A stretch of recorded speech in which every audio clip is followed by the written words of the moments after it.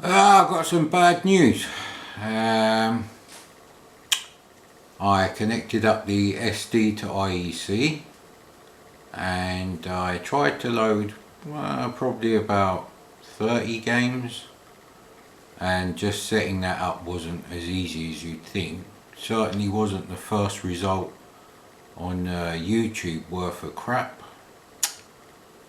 Even the first result on Google didn't help, but anyway, I sorted all that out, managed to work out how to load games with and without the file browser, and only one game works, Hunchback, which I've already recorded. So, but the good news is, I didn't tell you there was good news, did I? Well, good news is, I thought I better test out the C64, make sure that's actually working, there's nothing wrong with it.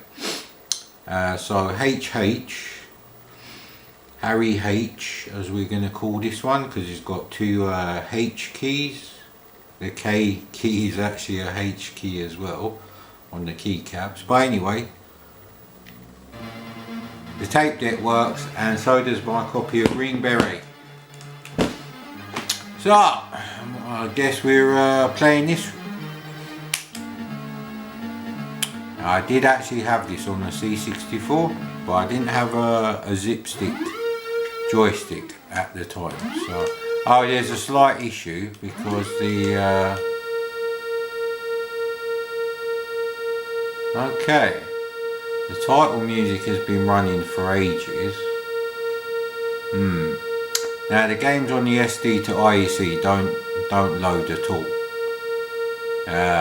They come up corrupt and then crash, or the Cracktro crashes, and the images work fine in Vice using the True Drive emulation off business. So, but let's be fair here, it's the first time I've loaded this tape. The tape itself did load fine, so just try that again, I think. Alright, little trick.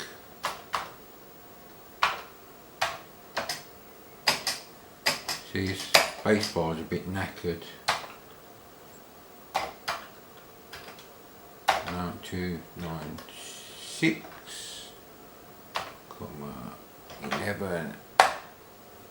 I hope that's the right thing.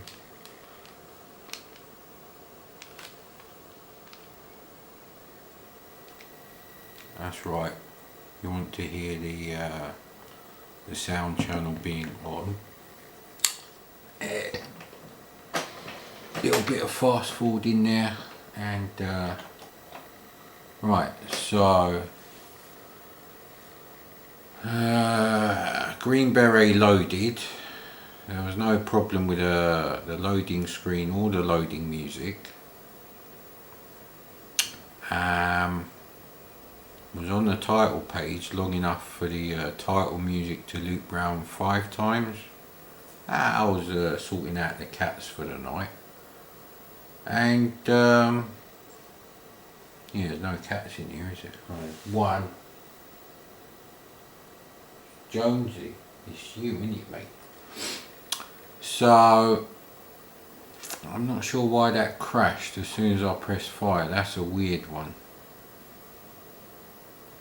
I had no problems loading at all. So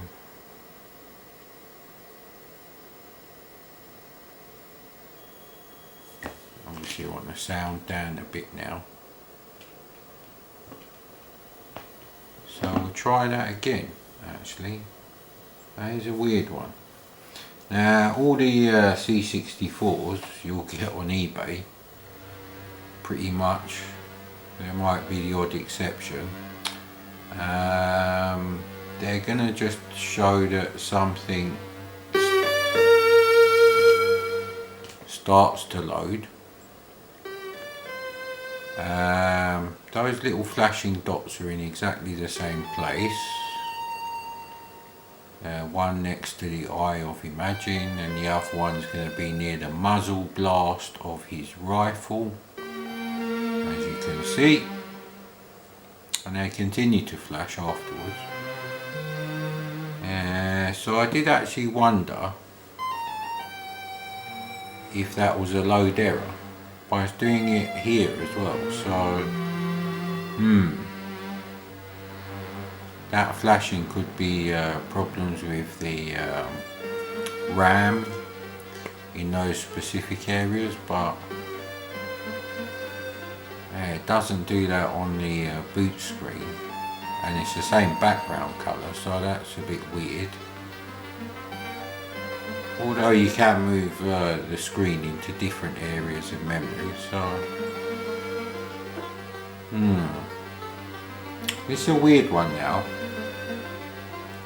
I tried 2 different SD cards and the images all work in Vice with TrueDrive emulation off, and I created the discs, the D64 discs myself from scratch using PRG files, so there would be no issue, and they work absolutely fine. Even one D64 that was tested to work with SD2IEC, that didn't work either, come up corrupt. So I wondered if it was the the file browser I was loading them from. So I put a few games in the root directory and they crashed in exactly the same weird ways.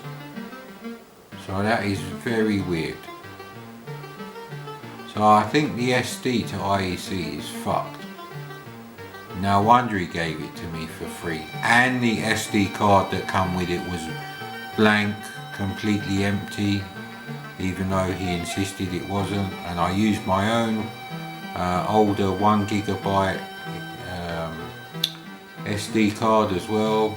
Again, no problem with the images, they work straight from the SD card in Vice.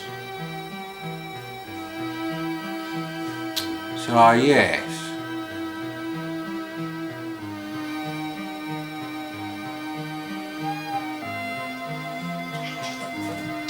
no idea really. It's a bit of a problem, I will admit that. I'm gonna buy a Tapuino anyway, but I have got a high enough quality Sony Walkman MP3 player that will connect to a cassette adapter and let me play back WAVs, which it converts to its own weird format. I think it's called A-Track. So if I need to buy another SD to IEC card, I don't know, man.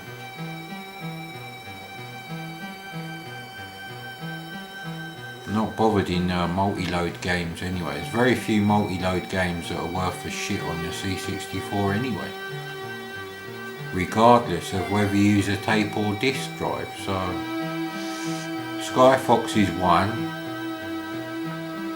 and there's no guarantee that Skyfox would work on an SD to IEC.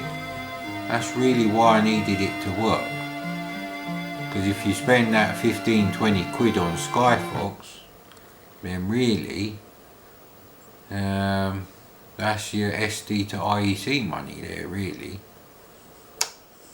Obviously I'm not going to be going to the bank anytime soon, stroke until there's a vaccine.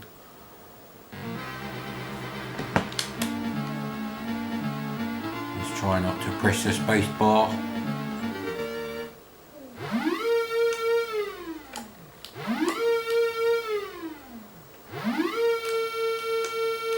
Now there is something funny going on with the C64 as well. That was the other side of the tape.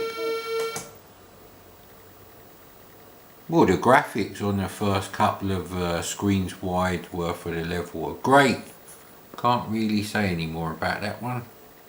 Fuck!